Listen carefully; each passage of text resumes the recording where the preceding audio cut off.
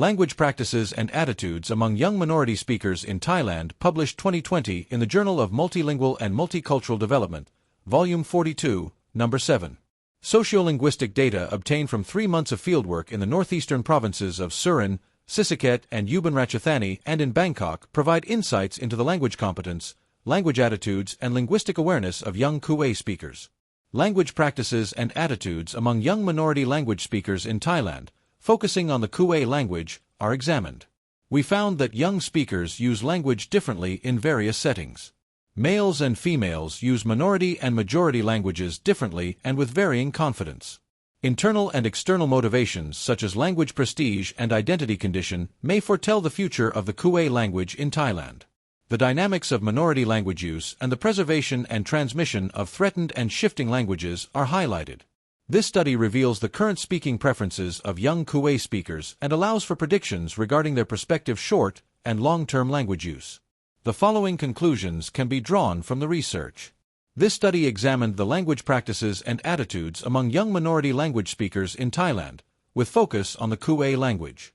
The sociolinguistic data, interviews and questionnaires, obtained from 3 months of fieldwork in the northeastern provinces of Surin, Sisaket, and Ubon Ratchathani and in Bangkok, provided insights into the language competence and attitudes as well as the linguistic awareness of the sample of young Kue speakers. Overall, the young Kue speakers used the language in their homes and communities, but shifted to Thai in certain situations, e.g. at the market, at school, and while interacting with other communities.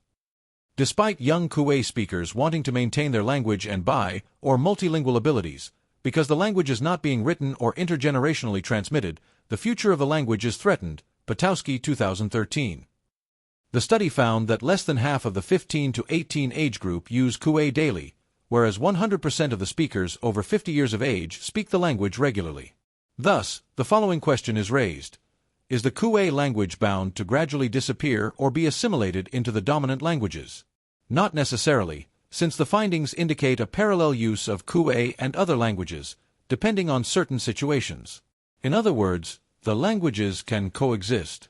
Regarding the internal motivations, e.g. social prestige, sense of belonging, group identity, pride, or the fear of exclusion from a community, the young Kue speakers in this study behaved as per what they required and found useful in their daily lives.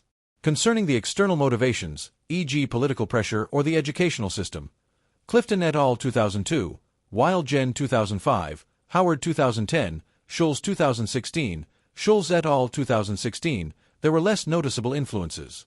For example, although Thai is the medium of instruction in school, Boss and Sidwell 2014, Surateka 2014, 240, it did not have a negative influence on the overall interest and use of the Kue language.